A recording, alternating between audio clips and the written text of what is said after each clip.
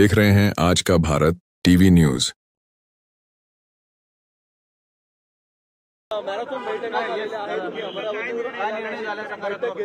असं आहे की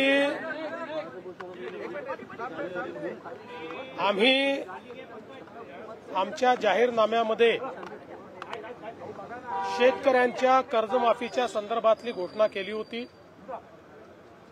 त्या संदर्भात आम्ही मागच्या काळामध्ये एक समिती तयार करून कर्जमाफी कशी करायची, दीर्घकालीन उपाययोजना काय करायच्या, अशा सगळ्या गोष्टींचा निर्णय केला होता।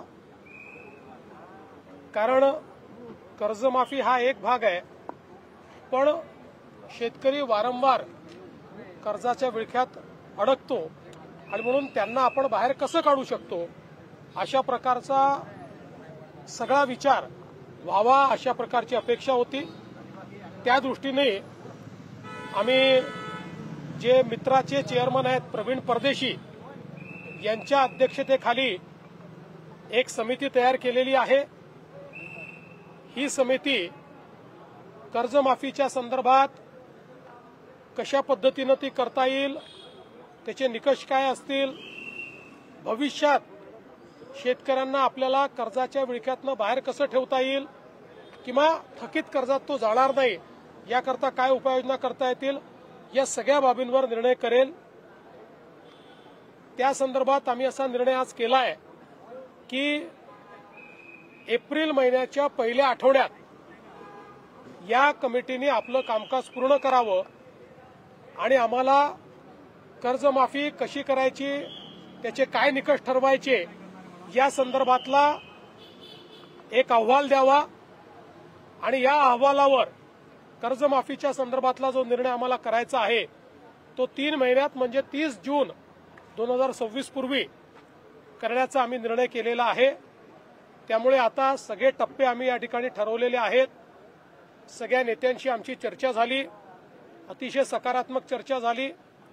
त्या चर्चेमध्ये त्यांनी देखील याला मान्यता दिलेली आहे।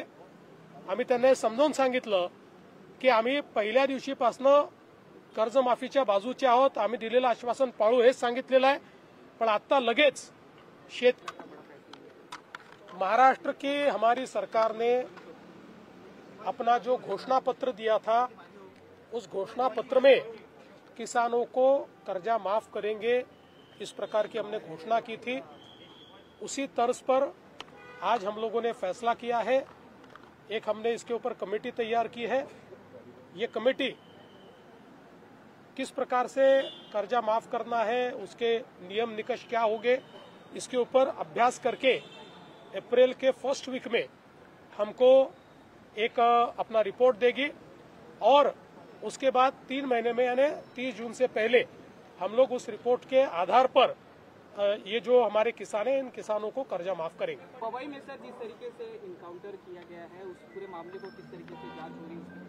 देखिए, पवई का जो मामला है उसमें एक बहुत ही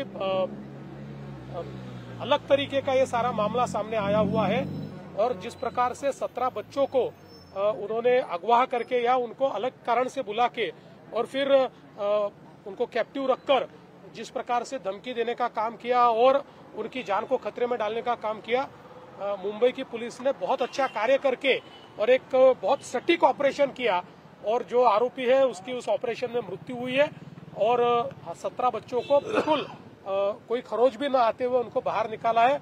अभी इसकी जो बाकी तफसील है उसको बाद में आपको बताया जाए। Thank you.